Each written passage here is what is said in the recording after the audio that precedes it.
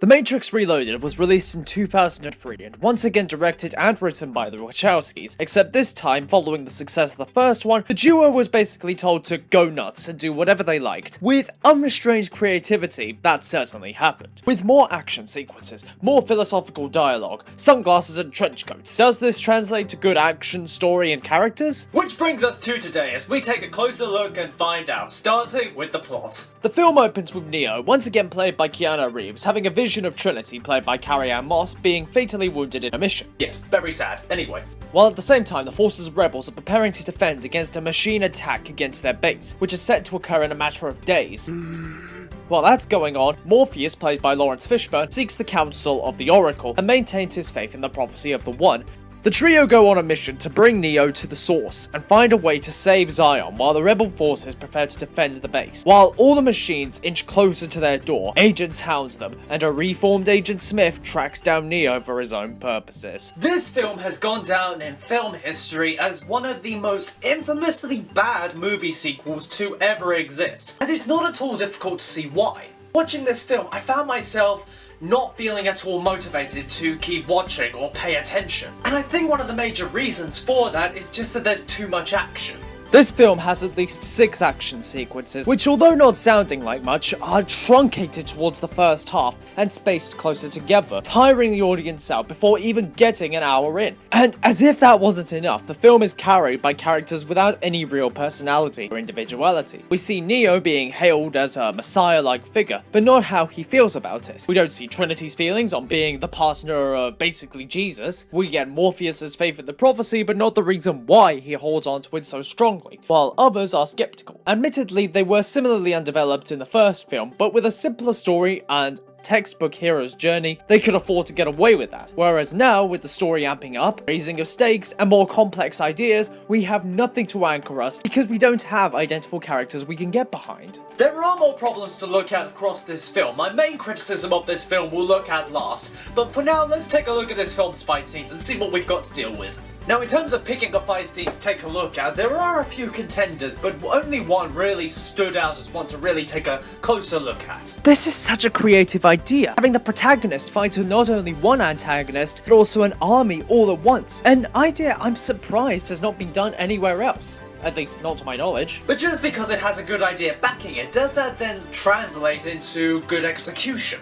Oh man, this entrance. It's like John Woo took over for a minute. The ravens flying around Smith, the slow motion, the dramatic music. It's just the right level of goofy mixed with badass, and I can't help but love it. Wait, ravens? Agent Smith is Odin confirmed? Oh yeah, it's all coming together. But anyways, before they fight, Smith explains how he returned. As when Neo entered his form to destroy him, it imprinted some measure of code, and so, when Smith inevitably reformed, because, you know, he's a program and not a living being, Smith gained some element of independence, not awareness as he seemed unlike the other agents in the first film anyway, taking out his headpiece while interrogating Morpheus for example, but just that spark of humanity, which has caused Smith to change goals, from catching rogue elements and rebels to taking over the Matrix for himself. As he tries to take Neo over, fails. Hold on, Smith, I don't think you fully assimilated that guy. Neo defends himself against 2 Smiths trying to grab him, before going into a back kick variation found in Northern Shaolin Kung Fu, blocking and striking several opponents before going into a dragon tail kick for 2 Smiths at once. It really is showcased in slow motion like this, the staging they had to do, because there are several extras in the background and mid-ground who have to look busy, not be standing still and not disrupt the energy of the scene. A real problem in staging scenes like this. See the 1v10 fight scene of Ip Man for another example. As we move to the overhead shot, we can see Neo disarm a Smith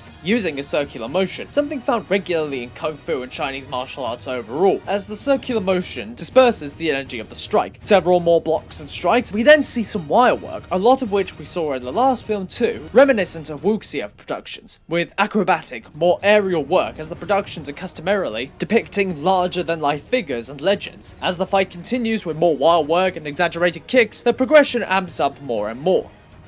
There is a looming sense of agency, throughout. Not just because the numbers of Smith keep growing, but also because the ones Neo takes down do not stay down for long. This could arguably be due to the lack of really debilitating tactics. This all leads to something which could either be good or bad about this film's fight scene. It's exhausting. We watch Neo take down these Smith clones again and again without making any real progress, which is kind of the point. Smith has become a looming presence, an inevitability rather than just another threat. If Neo were able to take them all out, that threat would be lost. Because the audience is watching this lack of progression, becoming exhausted by it, we also get bored of it, because unlike Neo, we have the power to walk away and turn it off. So in large respects, some semblance of a win was needed, some smaller victory, but not in a way that would take away from the larger themes. I mean, for instance, if he took down at least 2 or 3 of these Agent Smith clones, and then 3 times as many came in to take up the number, you know, sort of Hydra argument of cut off 1 head, 2 more take its place and all that, then there would be more semblance of agency and a threat rather than just playing constant game of whack-a-mole,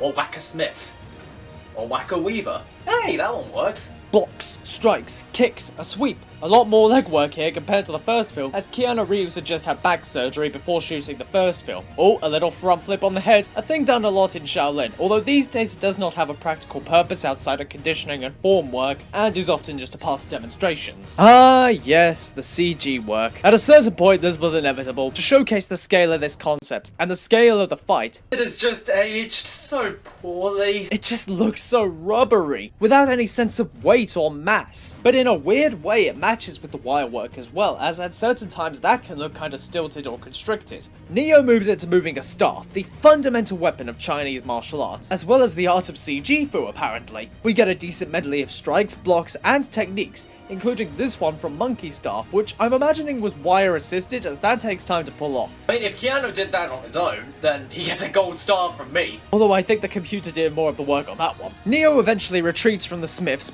ending the fight, to have this feud concluded poorly next film. Okay, so obviously the action here is divisive, to say the least, but what about the themes of this film? You know, the real meat and potatoes, the things which really make this film come together. Neo is eventually able to get to the source, the place they've been aiming for the entire film, having made a massive deal out of the event that this is a turning point. When the prophecy is fulfilled, Neo makes it through the door and finds the architect of the Matrix. This scene has infamously gone down as confusing, convoluted, theory-inducing, and overall just a great big information dump. And what has not helped matters is that up until this point, we've been all go, all action, without many moments to slow down and process all that has happened. Especially in the build up to this scene. It's been all momentum, and so now we have to slow down suddenly to absorb all the complex ideas we have in front of us before the next round of momentum. It's very much like running a marathon and stopping for a break only to go again, except instead of a water break, you stop for a 3-course meal break. Okay, but what is this scene all about? This scene is supposed to be the culmination of the themes and story of the film, with the idea throughout being all about choice and destiny. Can there be any room for choice when destiny is involved? How are we to have free will in a world where the decisions have already been made? If we've already made the decisions, then when do we actually choose to do something? Is there even such a thing as destiny, or simply a culmination of cause and effect? One of the camps advocating for destiny is Morpheus, a person who lives by the prophecy of the One, almost to religious obsession, always speaking in foregone conclusions. This will happen. We must do this, while we also have the Oracle, an agent of destiny, who seems to advocate for choice, indicating that Neo already has made it, just doesn't fully understand yet, indicating the idea that free will does exist, just not in the linear cause and effect model people assume. And you know, if we had any sort of understanding of how Neo feels or what he makes of all of this,